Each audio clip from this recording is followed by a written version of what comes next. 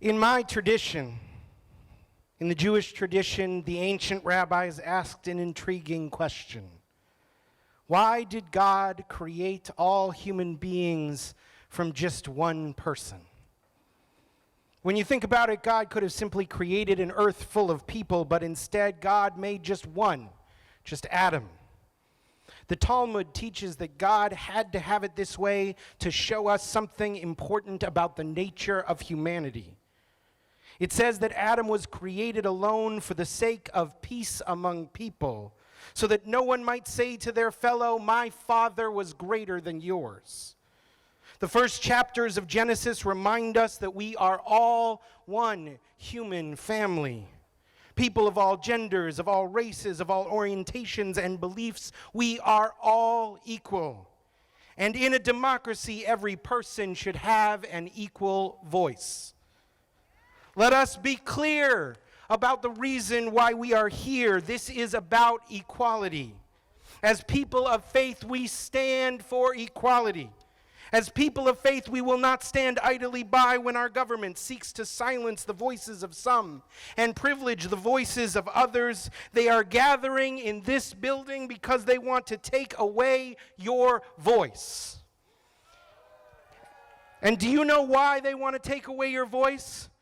Do you know why they want to take away some of our voices? I'll let you in on a little secret. It's not because they think some voices are more deserving than others.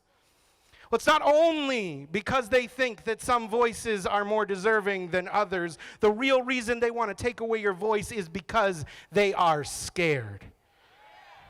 The people in this building are scared of the power of our voice. They have heard the power of our witness for justice. They have seen the power of our activism and our organizing, and they are scared. And they think that the only way that the structures that have kept them in positions of power can survive is if they try and take away our voices.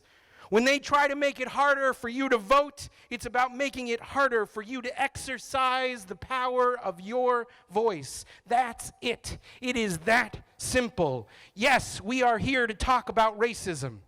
Yes, we are here to talk about discrimination against people with disabilities, against the elderly, against women, against shift workers, against non-native English speakers, but mostly we are here to talk about whether or not we are going to have a voice.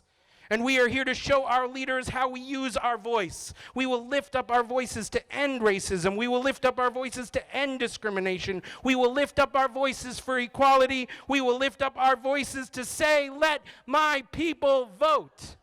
We will lift up our voices to say, "Let my people vote." In Judaism, we believe that there is nothing more powerful than a voice. It was with merely words that God created the entire universe. God said, "Let there be light," and there was light. God said, and there was. As the psalmist declares, God spoke the universe into being. And God's very first gift to that progenitor of all, Adam, was speech. In one early translation of Genesis 2, it says that God breathed into Adam's nostrils and he became a speaking being. Adam's first act was to go around and name all the animals, another sign of the creative capacity of words. All of this is to remind us that our voices are our power. Our words are more powerful than any weapon, than any system, than any institution. There are people in this building who want to take away your voice because they want to take your power. But they can't take your voice. Can they take your voice? Can they take your power? No, because that voice and that power is a gift from God, and no human being, no institution can take what God has given you. They want to pass SB 1 to take our voice. Are we going to let them? They want to pass HB 3 to take our voice. Are we going to let them? Let me hear you say our votes, our voices, our power, our votes, our voices, our power. No one can silence our votes, our voice, unless we let them. No one can take our power unless we let them. Are we going to let them? Are we going to let them?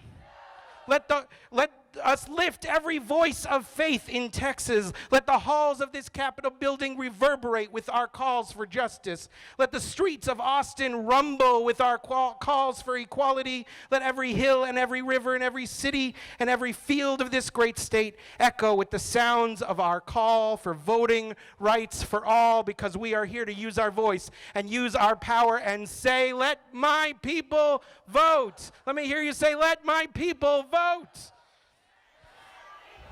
Let my people vote. Thank you.